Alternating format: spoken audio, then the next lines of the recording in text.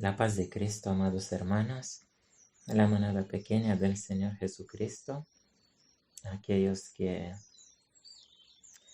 quieren avanzar en el conocimiento del carácter de Dios, ya que el pueblo de Dios en esta tierra perece por falta de conocimiento de su carácter, y el conocimiento no es otra cosa sino el adquirir el carácter. No solamente se trata de oír de Dios, sino de conocer a Dios por la propia experiencia, tal como dice en 1 Corintios 13. Mas entonces conoceré como soy conocido. El Señor Jesús quiere conocernos por completo para limpiarnos por completo. Y si nos dejamos conocidos por Él, Él también se dejará conocido por nosotros. Estamos hoy en el día santo del Señor, el séptimo día de la semana, y en el día 409 de la terrible abominación desoladora en la tierra de Ucrania. Estamos también en la semana del retiro espiritual de primavera o la nueva Pascua, y estamos aprendiendo más acerca del carácter del Señor, de la ley de amor que Él ha dado y que define su carácter. Y vamos a continuar y terminar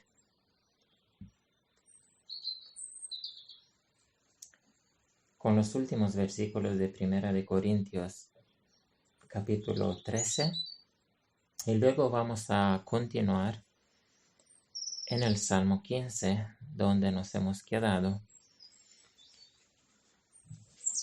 Sería bueno que cada uno pueda escuchar en orden estas partes de esta serie, porque vamos a seguir aquí unos textos de la Biblia que van en orden.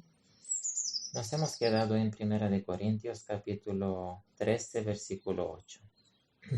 La palabra de Dios dice así: el amor ágape nunca se acaba.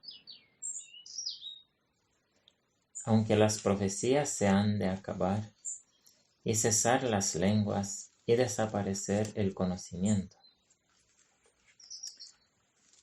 Este versículo lo encontramos también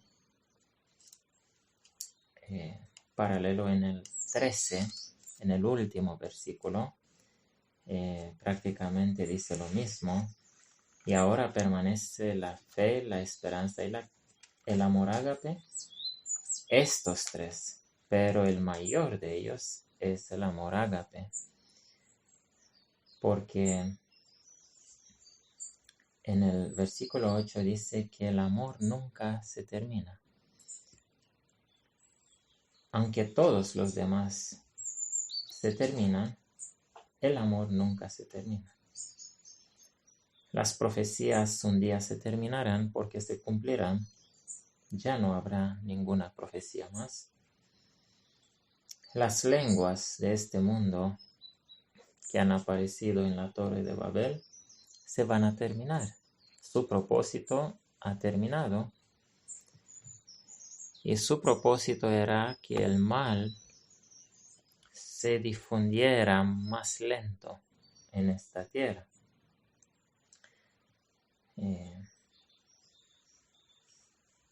Pero en la eternidad no hace falta de lenguas, sino todos hablaremos las lenguas de los ángeles, la lengua de los ángeles,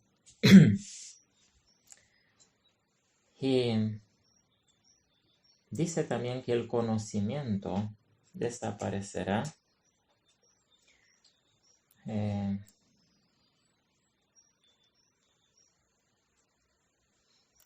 Porque lo explica más abajo en los siguientes versículos. Porque ahora conocemos en parte, ahora vemos en oscuridad como en un espejo de esto antiguo, que no era como los espejos de ahora, sino era algo muy, muy oscuro, apenas se veía el rostro. Nuestro conocimiento ahora es débil, pero entonces tenemos la promesa que el Señor Jesús nos revelará todos los misterios que no hemos comprendido y a todas las generaciones que no han comprendido. Aunque esta última generación, los 144,000, pueden llegar a entender por completo la verdad dejada a nosotros, la verdad que es nuestra herencia, sabemos también que han habido muchas generaciones hasta ahora, durante 6,000 años, que no han comprendido la verdad de la Biblia por completo. Y entonces, con ellos se cumplirá esto en el cielo. Ellos llegarán también al conocimiento completo junto con la última generación. Entonces, el amor ágape nunca se termina. Si el amor ágape nunca se termina, ¿cuál sería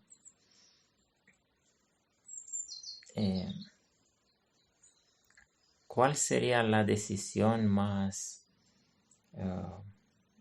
buena, más sabia por parte de nosotros, los humanos, de buscar algo en la Biblia? ¿Cuál de las tres cosas debemos de buscarlas con más ardor?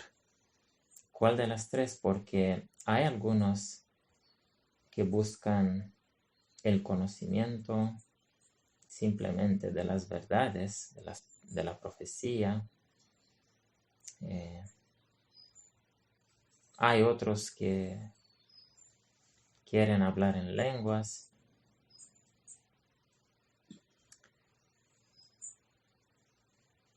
Hay otros que buscan en la Biblia y subrayan solamente los versículos de esperanza, ignorando por completo las advertencias. Pero no sé cuántos hay en este pueblo que buscan, cuando leen la Biblia, no sé cuántos buscan el amor ágape de Dios, cuántos buscan conocer este amor y adquirirlo y aprender de todos aquellos en el pasado que han demostrado algunos frutos de este amor tan infinito que es el amor ágape de Dios. Pues creo que lo más sabio para que nos aseguremos la eternidad no es conocer las profecías, porque ya hemos leído en los primeros versículos, el versículo 2, si tuviera el don de profecía, y ni es entender todos los misterios, porque en el versículo 2 dice también, y entendiese todos los misterios, y adquirir todo el conocimiento y toda la fe para mover las montañas. Pero si no tuviera amor ágape, nada soy. Entonces de nada vale adquirir estas demás cosas que sin embargo son buenas, pero son buenas si primeramente se busca el amor ágape, se busca conocer a Dios en su carácter y adquirir su carácter. Y las demás cosas el Señor nos enseñará. El Señor salvará antes de salvar un teólogo o una persona que conozca todos los misterios, todas las profecías. Antes de salvar a esta persona, salvará a aquella que no conoce nada de las profecías, pero que tiene del amor ágape del Señor. Sabemos muy bien la parábola con el publicano y el fariseo ahí al templo. Conocemos también las palabras del Señor acerca de las rameras y los publicanos que van delante de aquellos fariseos. Es decir, aquellos no van a ir, pero van a ir estos que han sido menospreciados por la clase intelectual. Y estos sencillos que no han conocido mucho de las profecías, estos, debido a su arrepentimiento completo y a su enamoramiento de Cristo, ellos entrarán en el cielo. Entonces la pregunta que permanece es, ¿de qué sirve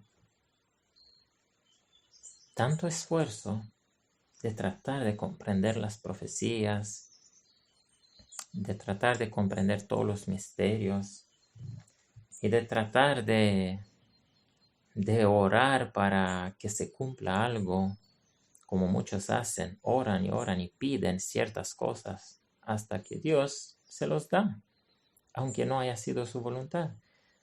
¿De qué sirve engañarnos de esta manera si uno no busca el amor ágape? ¿De qué sirve todo este esfuerzo?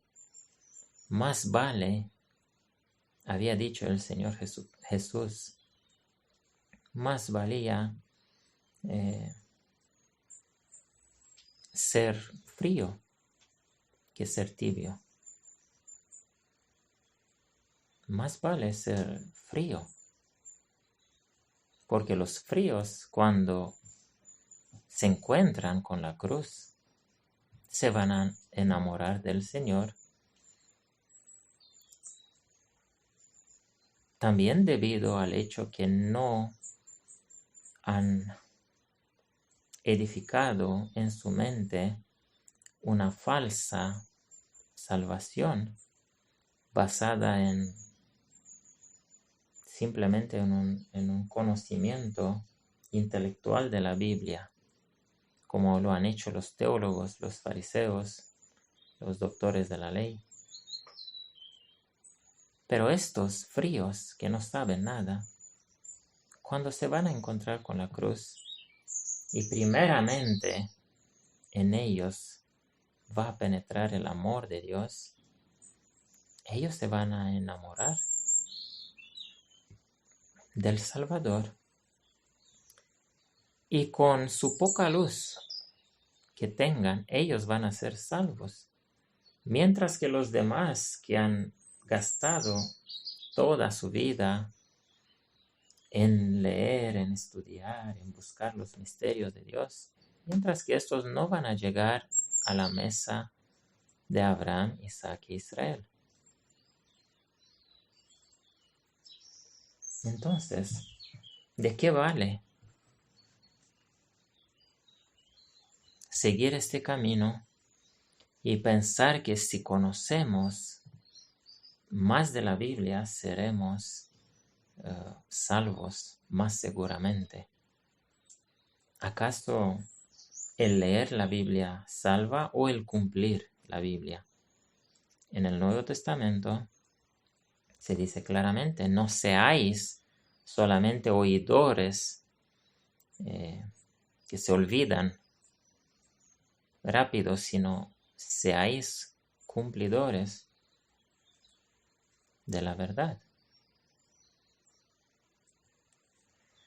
Así que volvemos a 1 Corintios capítulo 13, versículo 8, y leemos: el amor ágape nunca se acaba. Esto debería resonar en nuestras mentes. Lo que debemos buscar, en primer lugar, en este mundo, es el amor ágape, es el carácter del Señor.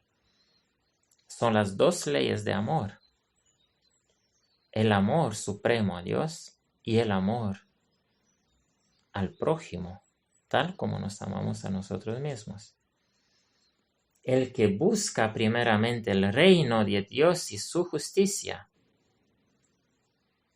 recibirá todas las demás cosas por encima de esto. Buscar el reino de Dios y su justicia significa exactamente esto. Buscar el reino del amor ágape. Buscar el amor, buscar el carácter. El reino de Dios es su carácter. He aquí que el reino de Dios se ha acercado a vosotros. He aquí que el reino de Dios debe ser en vuestro corazón, dijo el Señor Jesucristo. ¿Cómo puede entrar el reino de Dios en nuestra mente? Seguramente no se refiere al hecho de leer la Biblia solamente o de conocer los misterios, sino se refiere al amor ágape. El amor echa fuera el temor. El amor es el que vence la muerte. El amor es el que existirá por siempre, aún en los cielos, cuando todas las demás cosas van a terminar. ¿No es más sabio invertir todos nuestros poderes mentales en adquirir este amor, en practicarlo, en analizarnos a nosotros mismos cada día si tenemos este amor, en probarnos, en vernos a nosotros cómo reaccionamos en las diversas pruebas que el Señor nos permite, a ver si reaccionamos con este amor desinteresado o a ver si reaccionamos egoístamente, pensando en nosotros mismos. Tengamos cuidado a que no edifiquemos en nosotros el reino de Satanás.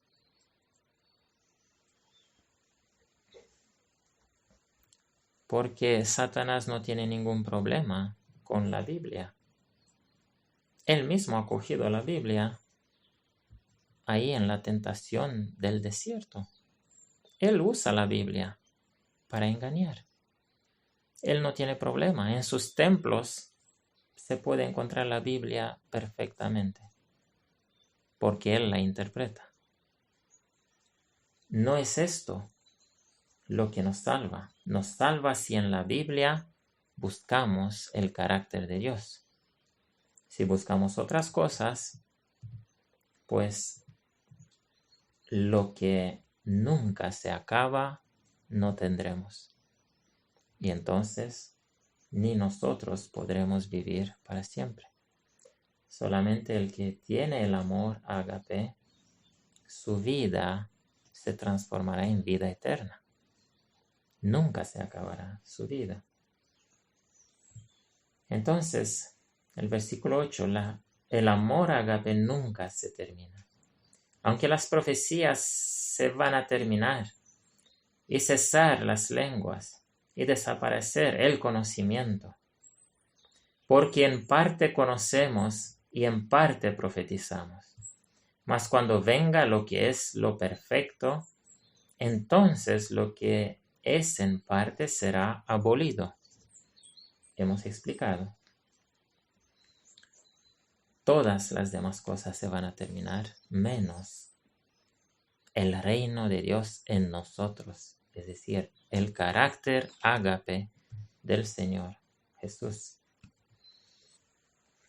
¿Por qué al Señor Jesús no le podía retener la muerte?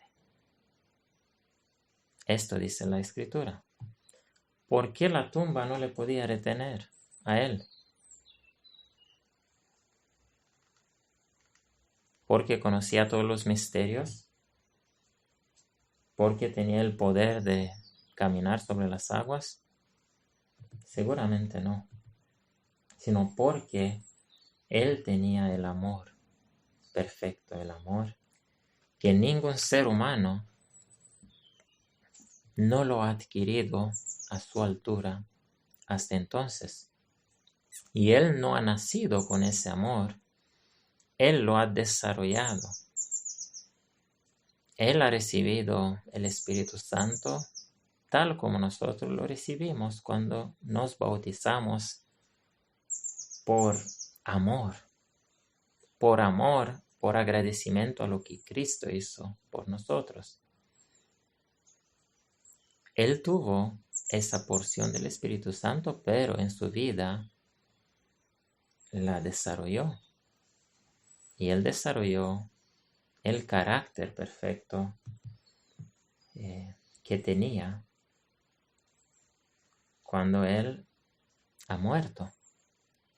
Y por eso la muerte no le podía contener y retener, porque la muerte solamente es paga para aquellos que no tienen amor, para los egoístas, para los que tienen el reino de Dios en ellos. La muerte es la paga del pecado, y el pecado de la humanidad es el egoísmo, y el egoísmo es lo opuesto al amor ágape. El amor ágape es el amor hacia Dios y hacia los demás. El amor ágape nunca se mira a sí mismo. Versículo 11.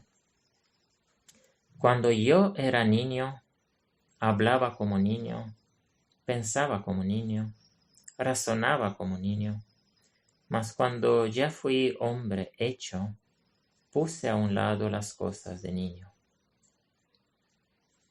Porque ahora vemos por espejo oscuramente, mas entonces cara a cara.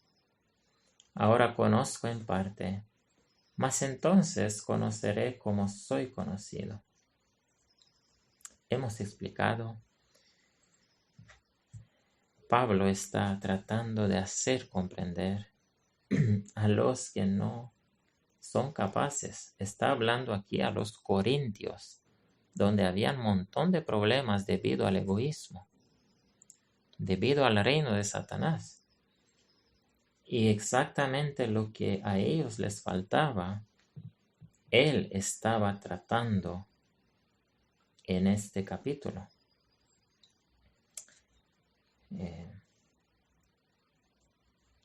Ahora conozco en parte, mas entonces conoceré como soy conocido.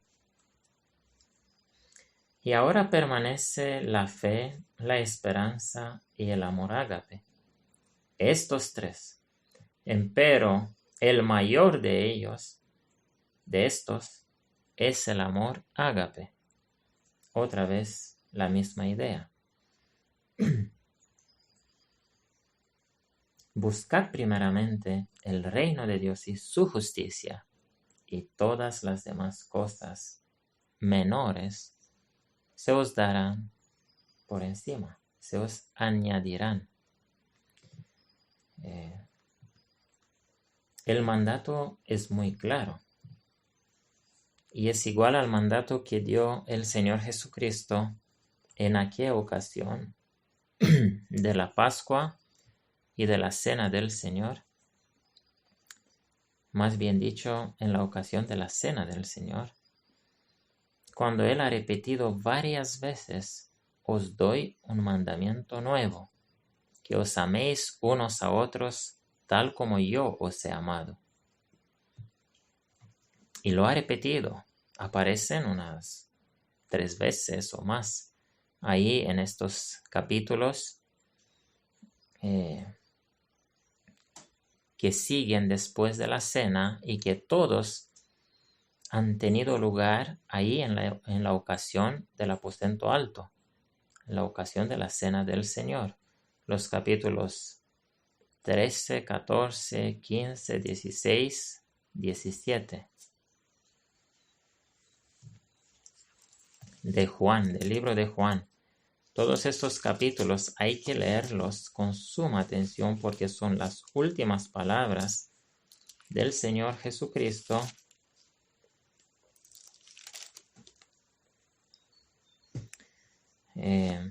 a su iglesia, y son los mandamientos más importantes que Él ha dado. Y el mandamiento más importante es el mandamiento de amor, que os améis unos a otros como yo os he amado. ¿Por qué? Porque ellos no se amaban, porque ellos discutían todavía egoístamente, pensando cada uno en sí mismo, en su posición en el cielo. Vamos a volver ahora al Salmo 15. El Salmo 15, con el cual hemos comenzado hace 2 temas atrás, y nos habíamos quedado en el versículo 2. Y vamos a leer de nuevo también el primero versículo. Señor, ¿quién habitará en tu tabernáculo? ¿Quién morará en el monte de tu santidad? El que anda en integridad y obra justicia y habla verdad en su mente. Y hemos mostrado en 1 Corintios 13 qué significa hablar verdad en su mente. La verdad es Jesús. Él ha dicho, yo soy la verdad, el camino, la verdad y la vida. Si Jesús es la verdad, Jesús también es el amor, porque lo ha dicho en el Nuevo Testamento 2 veces. Jesús es el amor. Entonces, el que habla verdad en su corazón no se refiere solamente al que conoce fríamente la ley de Dios y la aplica como una computadora. No, se refiere a la verdad con amor. Se refiere al amor ágape, porque el amor contiene la verdad también. Y el amor en verdad es la verdad. Las tinieblas de este mundo son el egoísmo, la mentira, el reino de Satanás. Pero el reino de Dios es amor y es verdad. Solamente el que tiene el amor tiene la verdad. Nadie puede tener la verdad sin tener el amor de Dios. Ese es un gran engaño con el cual Satanás ha engañado a este pueblo. Recordemos que cuando Jesús resucitó y vino a su iglesia en el aposento alto, el Señor les mostró en toda la Biblia lo que había acerca de Él, el que era el amor. No solamente les mostró verdades en la Biblia y ayudó a sus mentes a comprender, sino les ayudó a entender que toda la Biblia hablaba de Él. Todo el Antiguo Testamento hablaba de Él y de su carácter de amor, porque aún en el Antiguo Testamento menciona muchas veces que Dios es amor. Versículo 3. El que no calumnia con su lengua, ni hace mal a su prójimo, ni contra su prójimo acoge oprobio alguno.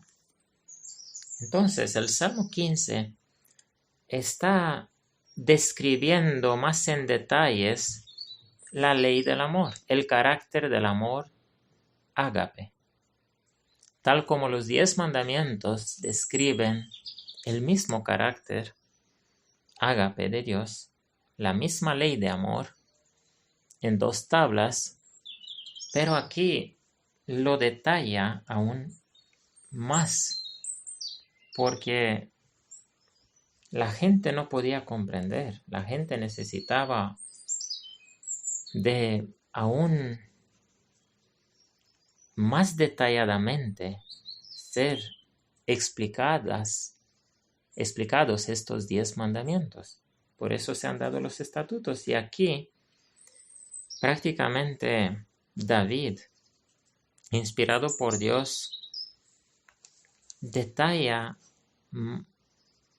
más cómo se puede ver si uno tiene el amor verdadero. ¿Cómo puede uno saber acerca de sí mismo si tiene amor?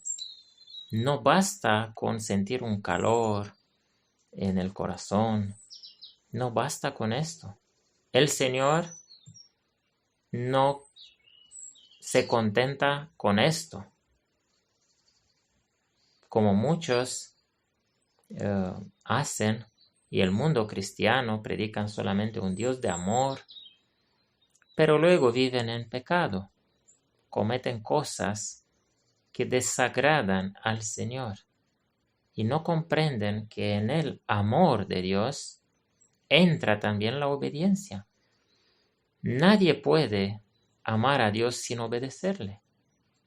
Ninguna esposa puede decir que ama a su esposo si no lo obedece. Esposas, amad a vuestros esposos y obedecedlos como al Señor. Entonces, para uno saber si tiene amor auténtico, ágape, completo en él, tiene que asegurarse que tiene todo esto, que ande en integridad siempre, que obre justicia, pero no fríamente, que hable verdad en su corazón, es decir, que en su mente siempre reine Cristo y su modelo, como Cristo ha actuado. Todo lo que se encuentra en Cristo tiene que haber en nosotros, para que en nuestra mente haya verdad. También, el que no calumnia con su lengua, ni hace mal a su prójimo, ni contra su prójimo acoge oprobio alguno. Viene alguien y te habla mal de alguien, y tú lo escuchas, pues que sepas que en ti no hay amor.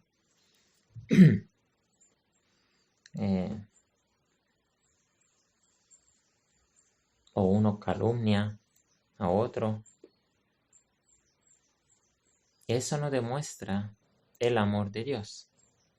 Cuando el Señor ha calumniado, el Señor ha acusado, ha advertido y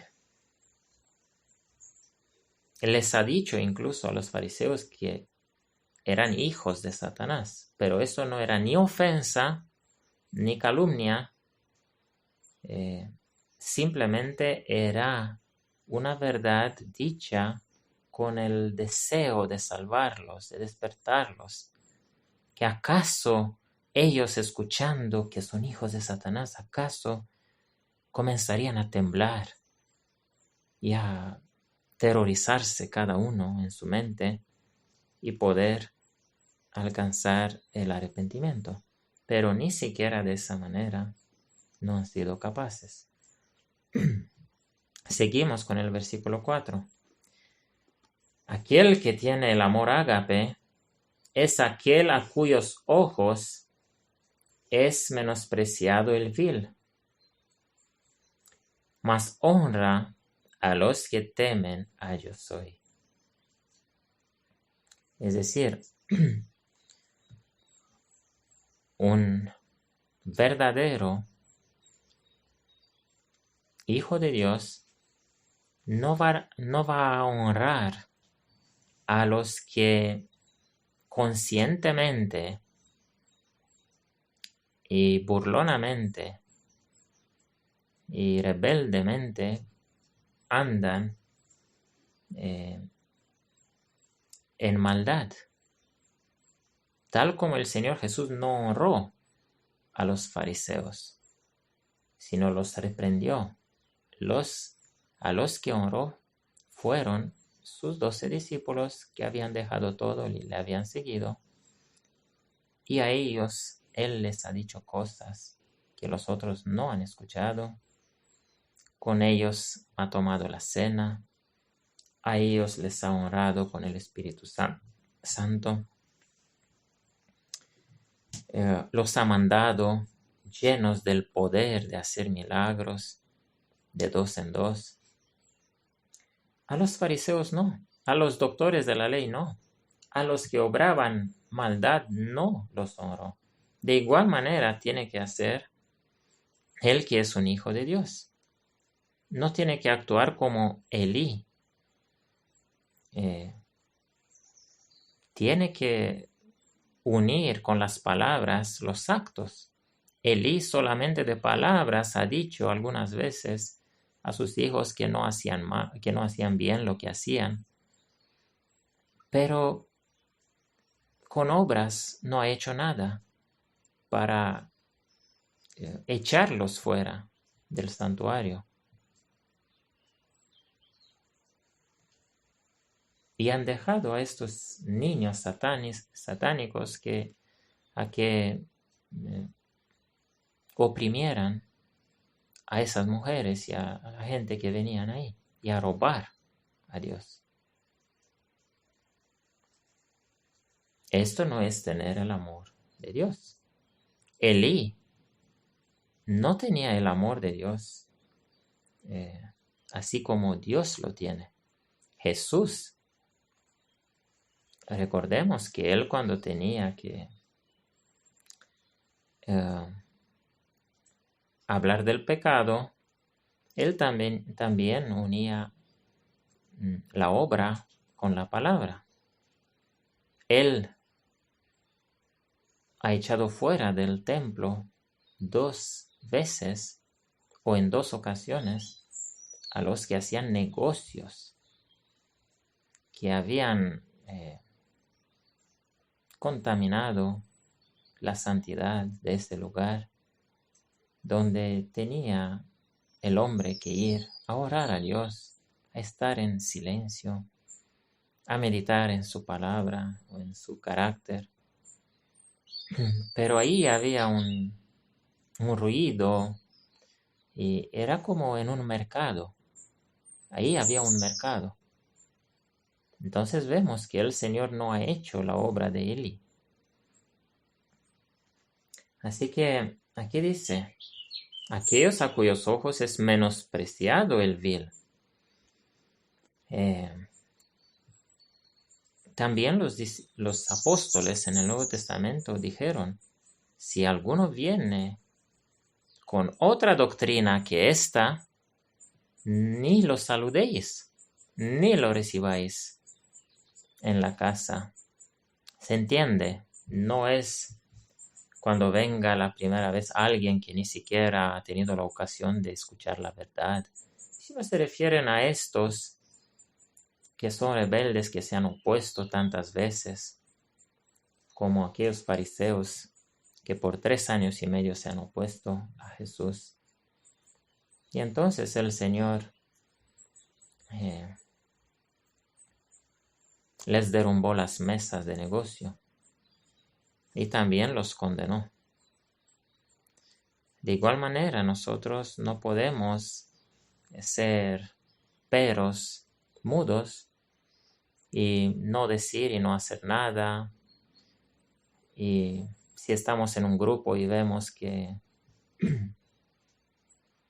viene alguien malvado, algún líder malvado y comienza a engañar al rebaño, nos quedemos ahí callados. No se puede.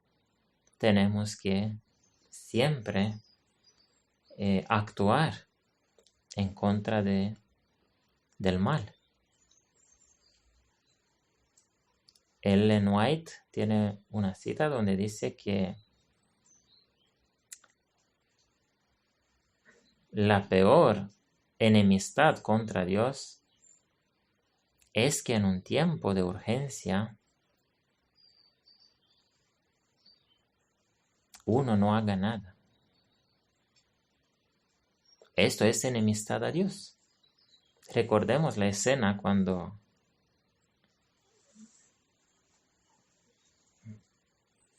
Fines ha actuado, ha hecho algo. Cuando había ahí un tiempo de crisis en el pueblo, habían entrado estas mujeres, este pecado, e incluso los mismos hijos de Israel habían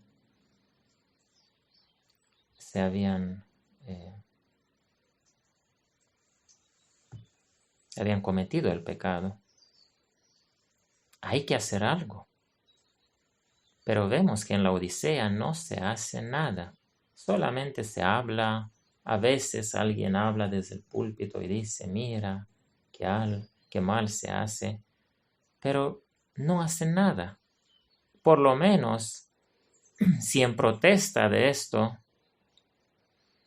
de lo que hace el liderazgo más alto, algún pastor que ve esto, retire su cargo por lo menos, se retire de ese cargo.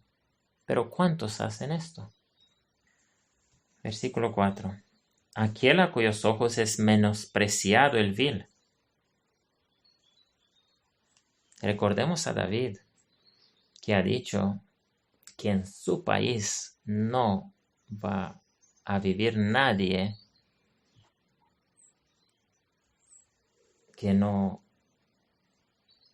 viva altruistamente, que no tenga la ley de Dios en su corazón. Y ni en su palacio, y ni entre sus consejeros, él ha cortado a todos.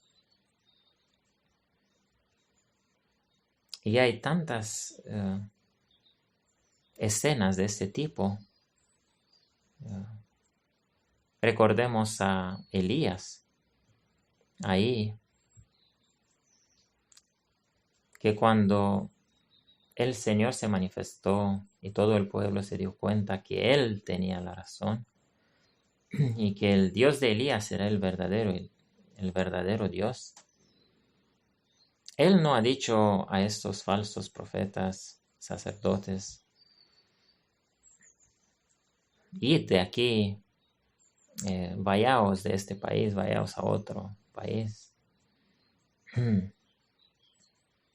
Ya está, se terminó la contienda. Él no. Él cogió y los mató para que el mal no se propagara en este mundo, en otra parte, para que la idolatría no se propagara. Y aquí no hablamos de cualquier persona que simplemente por no haber tenido la ocasión de escuchar la verdad, tiene en su vida cosas que ni siquiera el Señor se los imputa como pecado, porque Jesús ha dicho claramente, si no hubiese venido yo y les habido hablado,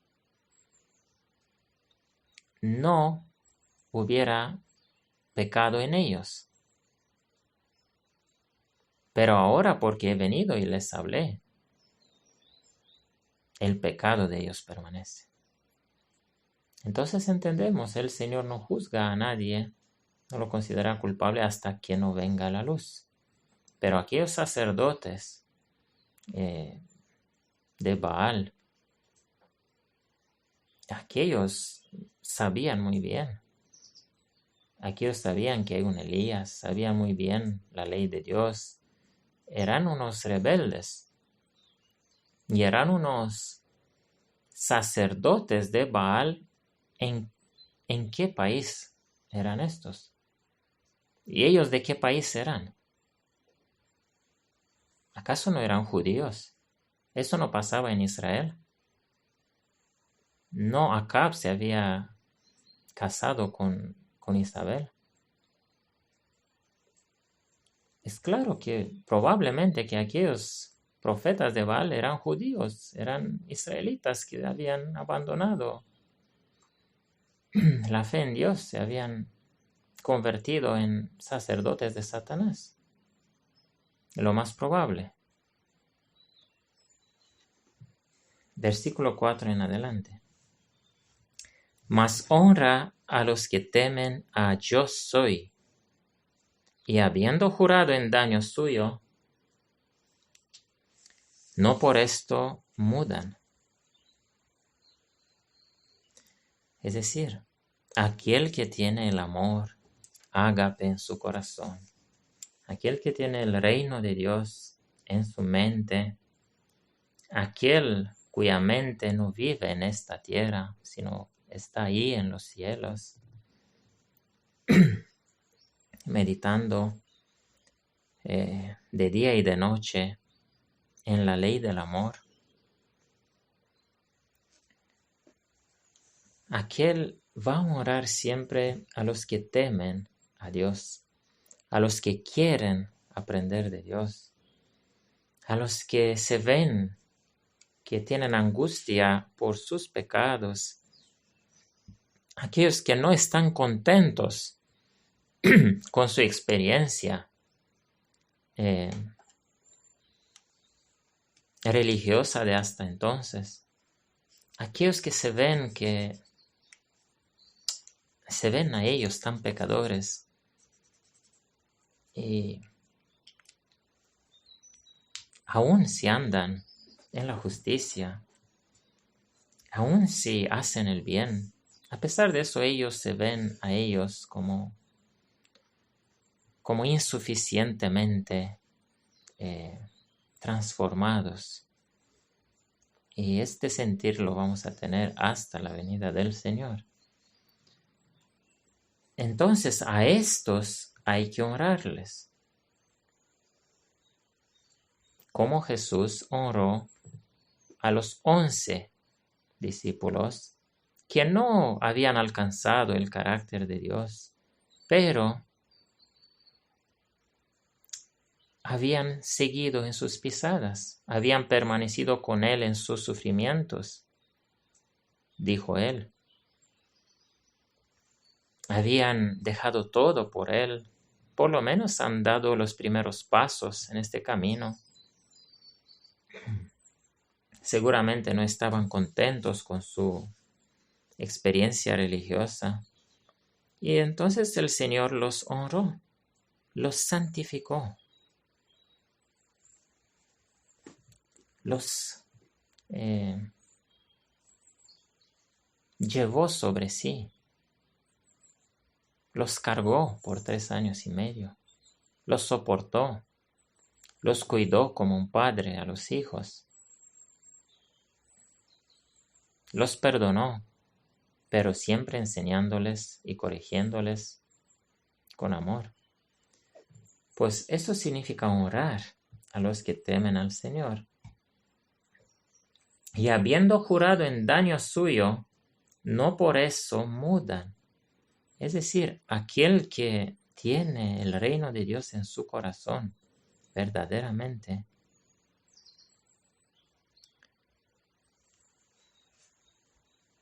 cuando hace un juramento en daño suyo,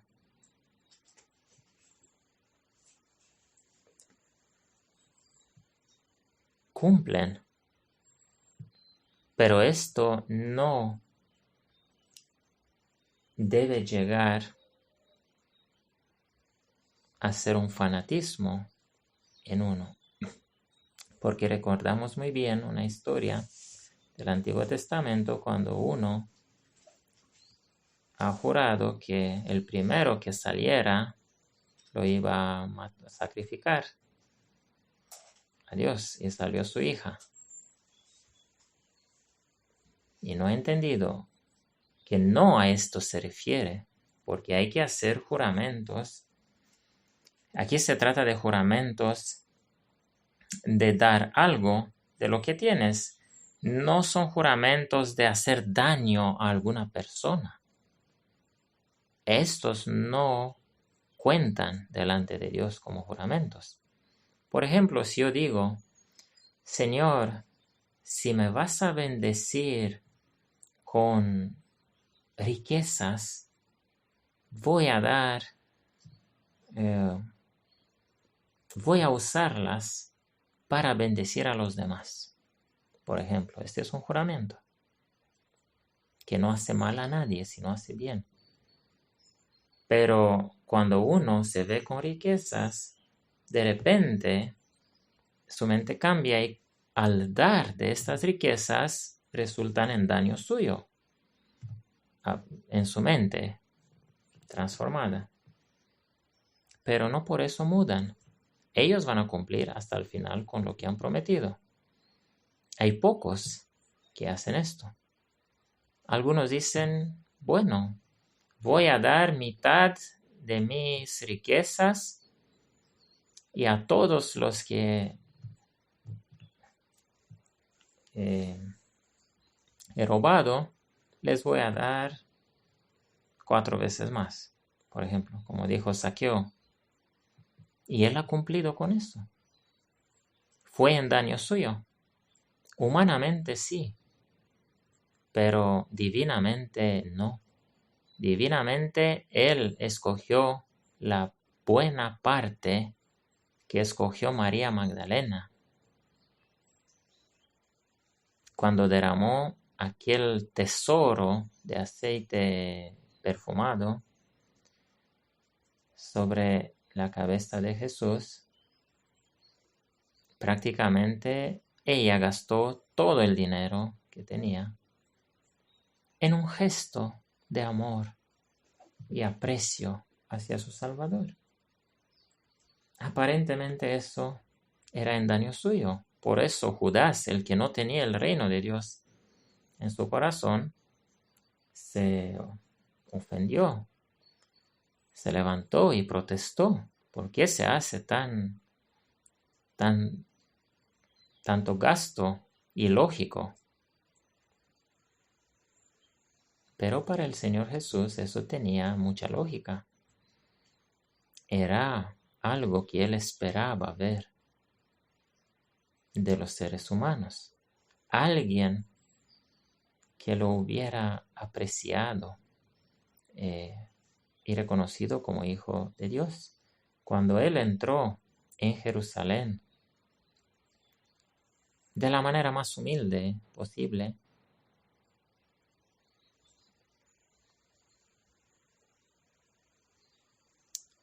el Dios Padre quería ver como todos lo reconocen como Mesías, incluso, y los primeros de los que le reconocen, de lo que lo había reconocido, tenían que haber sido los sacerdotes.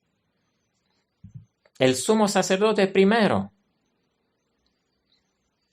y los demás después. Pero el hecho de que ninguno de estos estaba ahí presente,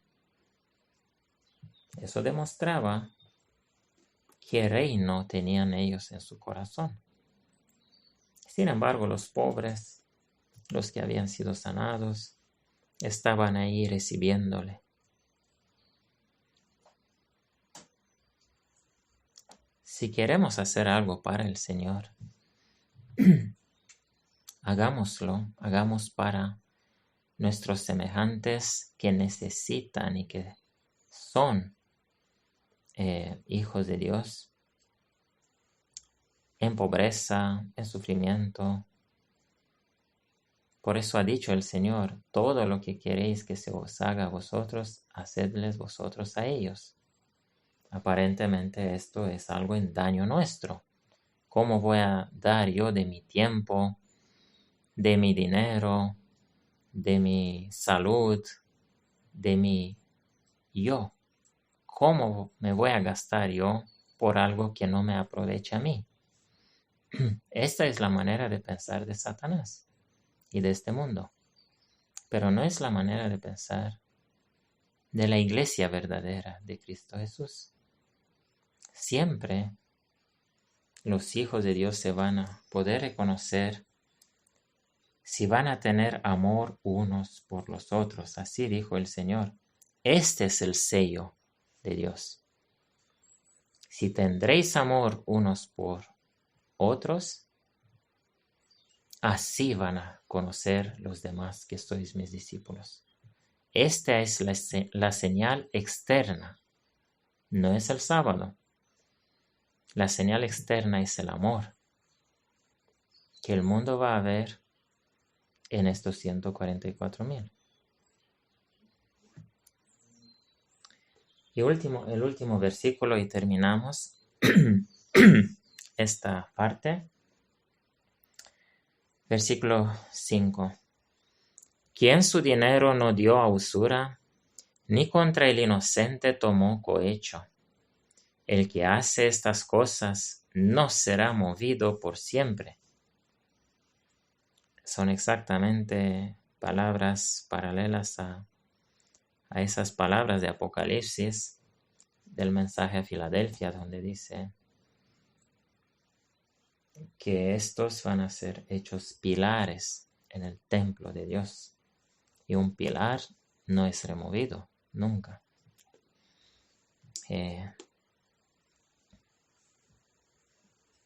También aquella casa edificada sobre la roca, que no será removida por la tempestad.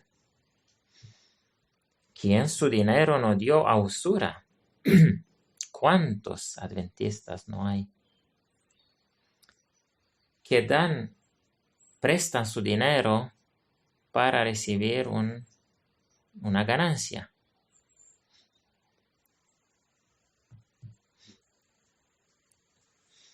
Mientras que el mandato de Dios, dicho por el mismo Señor Jesucristo en los Evangelios, es que cuando prestas dinero a alguien, considéralo perdido. No se lo pidas más. No habla de dar, habla de prestar. Esta es la manera santa de prestar dinero por parte de los que tienen este don. Pero ¿cuántos hacen esto? ¿Quién su dinero no dio a usura? Todos aquellos que usan el dinero para algún provecho, solo para ellos,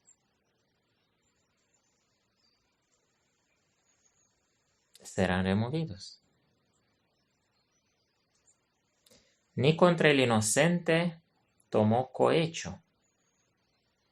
Es decir, aquí habla de recibir regalos para cerrar los ojos y para poder hacer juicios injustos.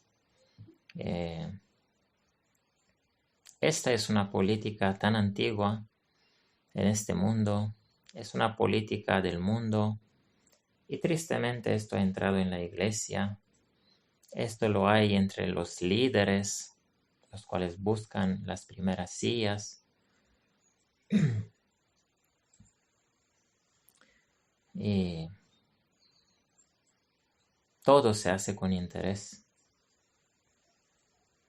Y contra el inocente, ellos reciben cohecho. Ellos reciben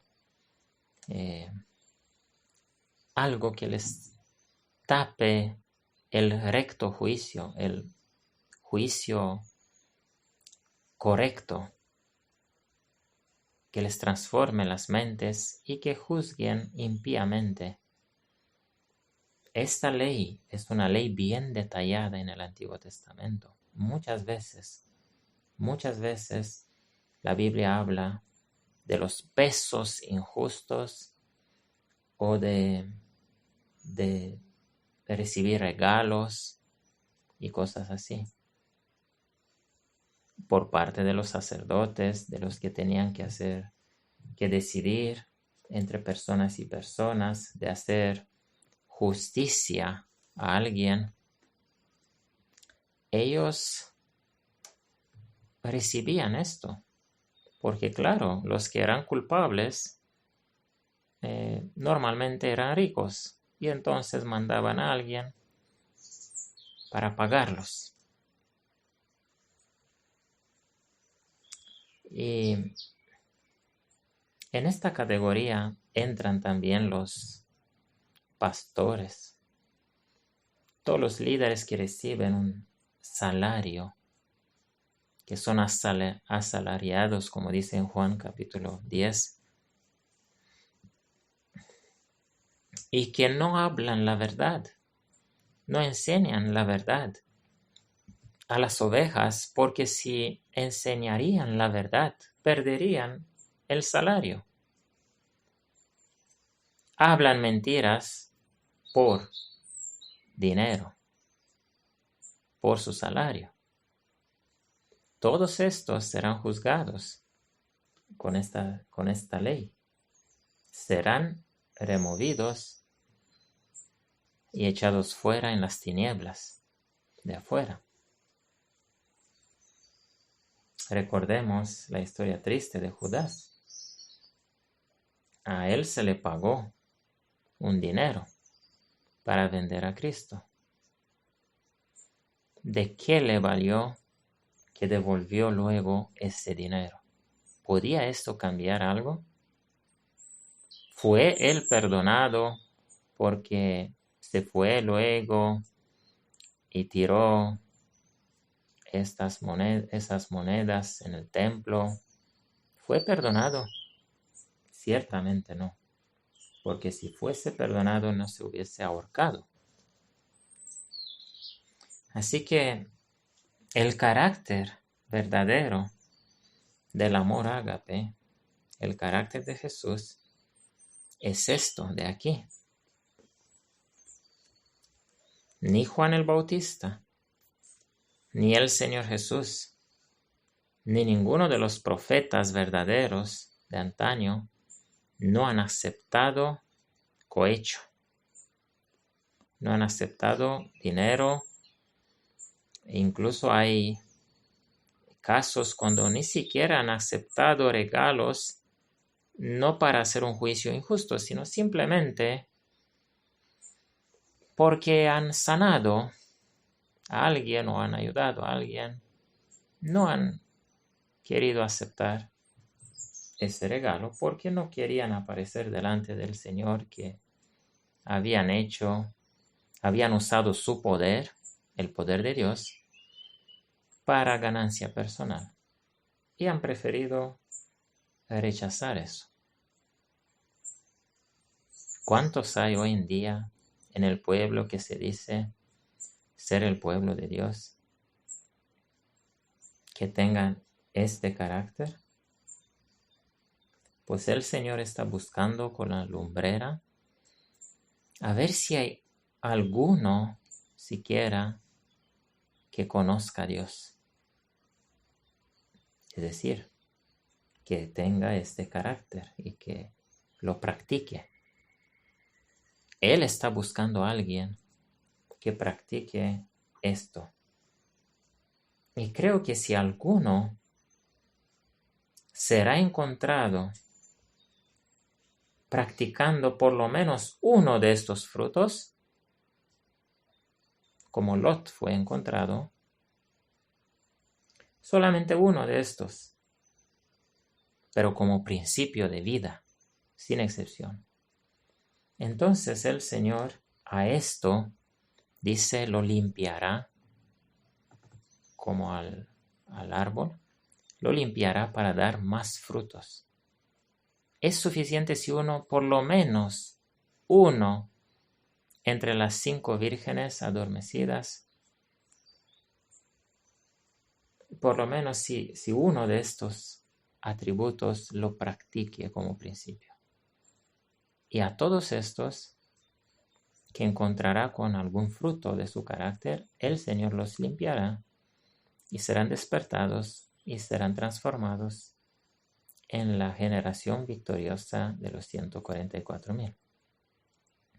Esto enseña la Biblia y esto se cumplirá a pie de la letra con esta generación aún tan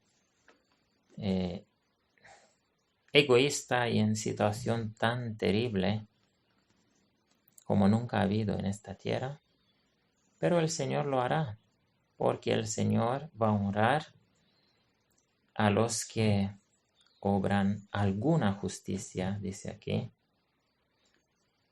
Van a honrar a los que le temen en algo a Él.